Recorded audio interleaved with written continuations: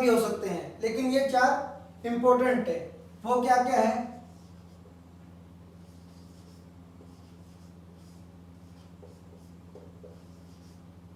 जैसे पहला है धर्म ग्रंथ, इंग्लिश वाले में इंग्लिश में लिख लेना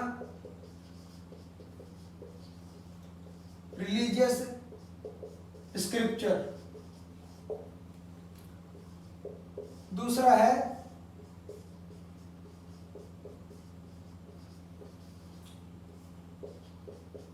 ऐतिहासिक ग्रंथ, जिसे इंग्लिश में क्या कहा जाता है? Historical scripture. तीसरा है विदेशियों द्वारा विवरण,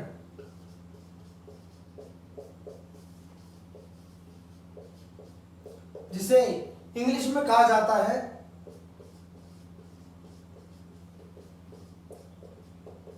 डिस्क्रिप्शन गिवन बाय फॉरेनर्स।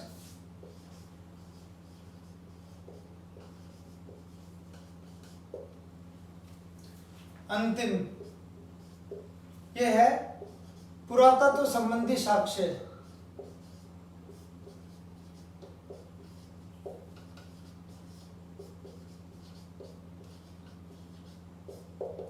यानी कि आर्कियोलॉजिकल एविडेंस।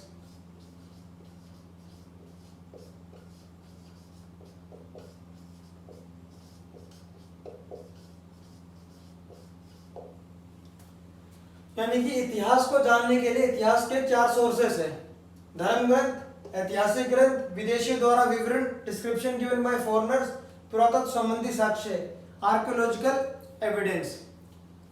अब इन चारों को एक एक करके पढ़ेंगे।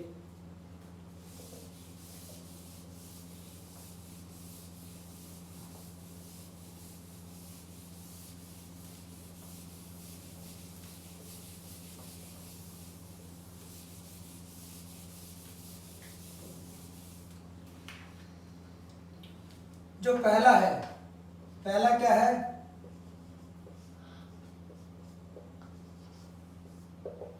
धर्म ग्रंथ, जिसे इंग्लिश में क्या कहा गया है? Religious scripture. भारत का सबसे प्राचीन धर्म ग्रंथ है वेद।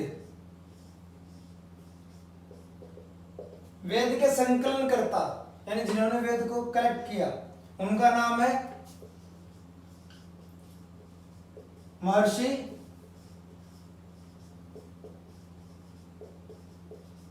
वेद व्यास। वेद को 4 पार्ट में डिवाइड कर रखा है।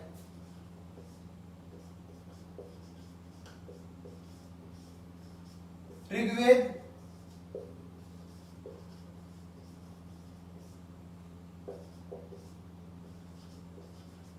यजुर्वेद,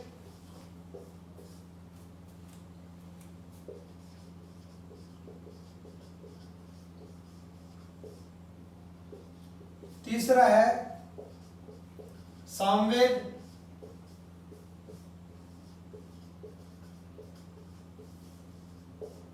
और चौथा है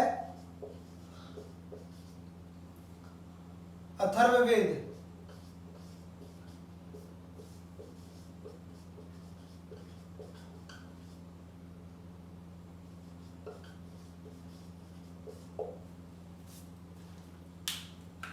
वेद से हमें वैदिक सभ्यता के बारे में अध्ययन करना है। धर्म ग्रंथ जो वेद है ना, वो हमें वैदिक सभ्यता का जिक्र करता है, जो कि वैदिक सभ्यता 2 पार्ट में डिवाइड है। यानी कि एक ग्रामीण सभ्यता थी, वो वैदिक सभ्यता जब पढ़ाऊंगा तो उसके अंदर समझा दूंगा। वेद 4 पार्ट में डिवाइड है। ऐसा नहीं है केवल ये ऋग्वेद का नाम सिर्फ दे दिया तो ऋग्वेद इतना ही है। ऋग्वेद के अंदर और भी जिक्र होता है, लेकिन वो वाला टॉपिक आ जाता है वैदिक सभ्यता के अंदर। यहाँ पर केवल इतना ही जरूरी है कि धर्म ग्रंथ से आपको क्या जानकारी मिल रही है, क्योंकि इस क्लास के माध्यम से इसमें बात है कि सोर्सेज ऑफ हिस्ट्री, इतिहास के स्रोत की बात है, सोर्सेज की बात है। यहाँ पर बात है कि हमें इतिहास का पता कैसे लगा, इतिहास क्या है वो तो अगली क्लास में पढ़ेंगे। यहाँ पर सिर्फ इतना बताया जा रहा है कि ऋग्वेद मतलब वेद के अंदर 4 पार्ट है, ऋग्वेद, यजुर्वेद, सामवेद और अथर्ववेद, जिससे हमें एक सभ्यता के बारे में जानकारी मिलती है। वह सभ्यता कौन सी है? वैदिक सभ्यता।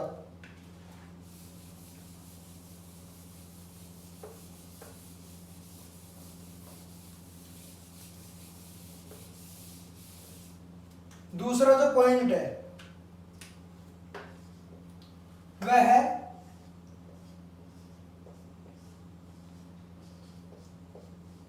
ऐतिहासिक ग्रंथ।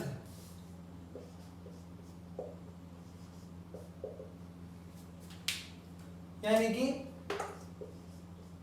Historical scripture.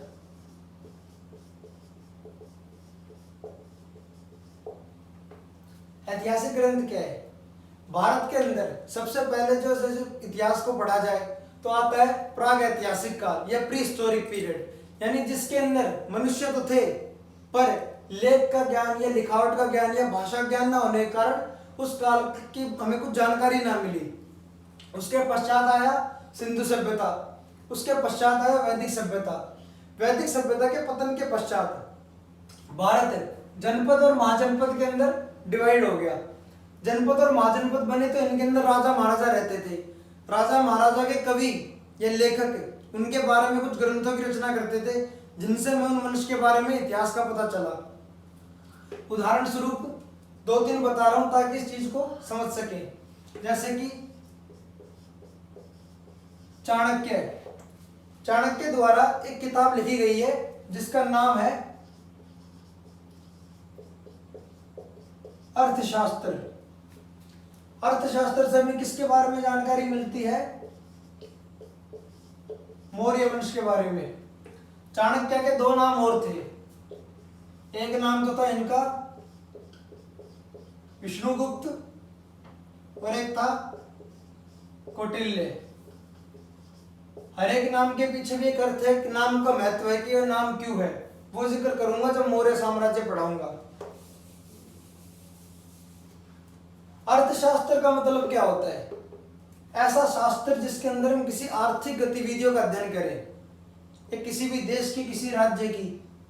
लेकिन यहाँ पर अर्थशास्त्र के अंदर आर्थिक गतिविधियों का अध्ययन न होकर के, यानी इकोनॉमी से रिलेशन नहीं है इसका रिलेशन है राजतंत्र से, मोनार्कियल सिस्टम से। राजा किस प्रकार होना चाहिए, राजा का शासन किस प्रकार होना चाहिए, उसके अंदर जिक्र भी कर रखा है मौर्य वंश के बारे में कि मौर्य वंश के अंदर राजा कैसे राज करते थे। उसी प्रकार अगर जैसे कि आपसे कोई क्वेश्चन पूछ ले या पेपर में क्वेश्चन आ जाए कि संस्कृत के साहित्य में ऐतिहासिक घटनाएं जब क्रमबद्ध मिलती हैं तो वो किसके अंदर मिलती हैं? एक व्यक्ति था जिसका नाम था कलहण, उसने एक पुस्तक लिखी थी राजतरंगिणी, जिसके अंदर हमें कश्मीर का इतिहास पता चलता है। ठीक है, तो ये संस्कृत साहित्य में ऐतिहासिक घटनाएं क्रमबद्ध हैं, यानी कि सीरियल वाइज थी इसके अंदर।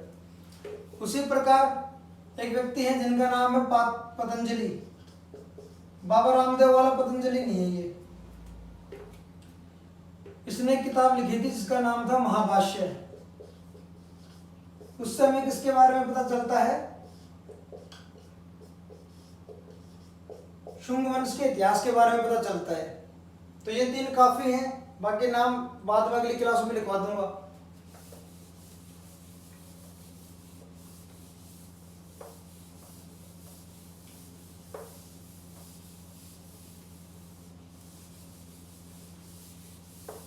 इतिहास के सोर्स में 2 पार्ट खत्म हो चुके हैं, अब तीसरा चरण स्टार्ट होता है जिसका क्या है? विदेशियों द्वारा विवरण।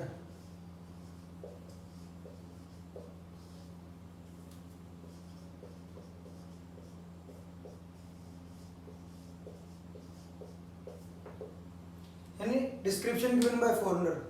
भारत के ऊपर समय समय के ऊपर कभी मुसलमानों ने, उससे पहले हिंदी यूनानी, मुसलमानों के पश्चात अंग्रेजों ने समय समय के ऊपर आक्रमण किया है।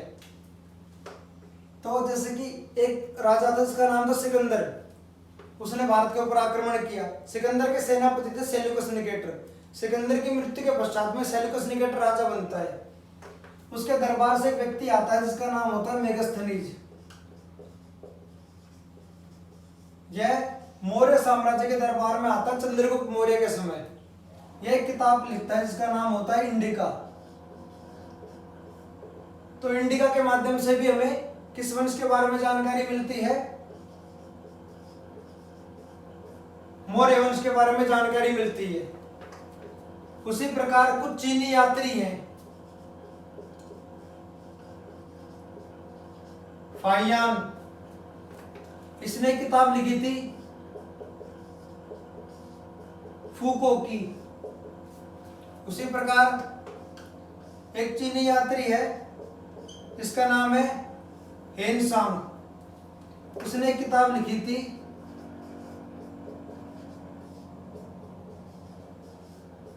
सीयू की। तो ये विदेशियों द्वारा विवरण के अंदर आ जाता है। उसी प्रकार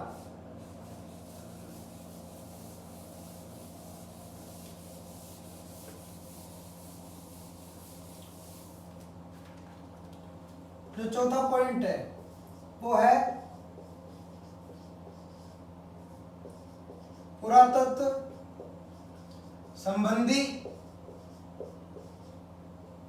साक्ष्य, यानी कि आर्कियोलॉजिकल एविडेंस।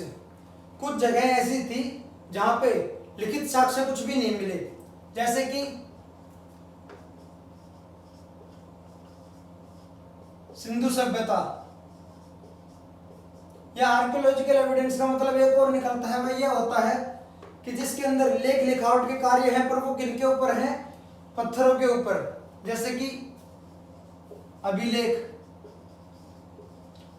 जैसे अगर सवाल आ जाए भारतवर्ष का जिक्र सबसे पहली बार कहाँ मिलता है, तो हाथी गुम्फा।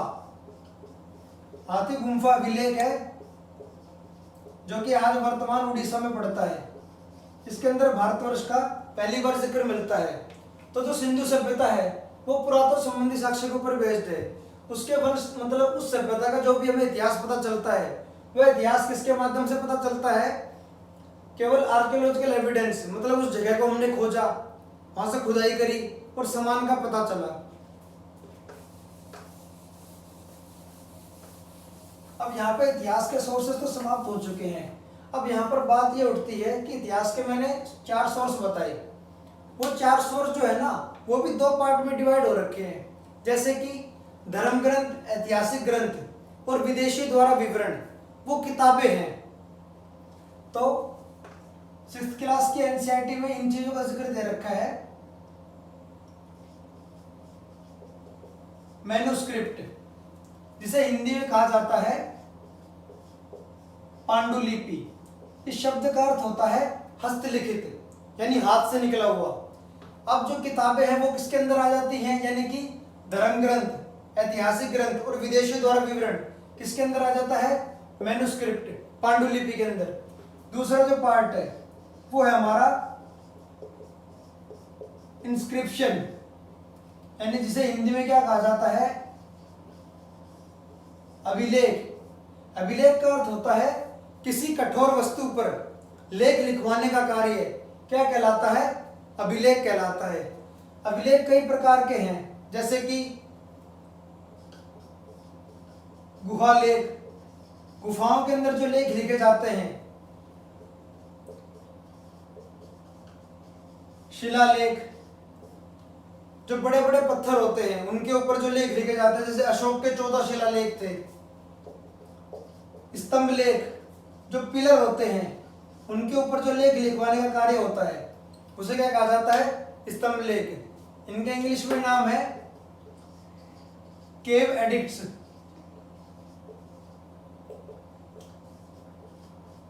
रॉक एडिक्ट्स और पिलर एडिक्ट्स।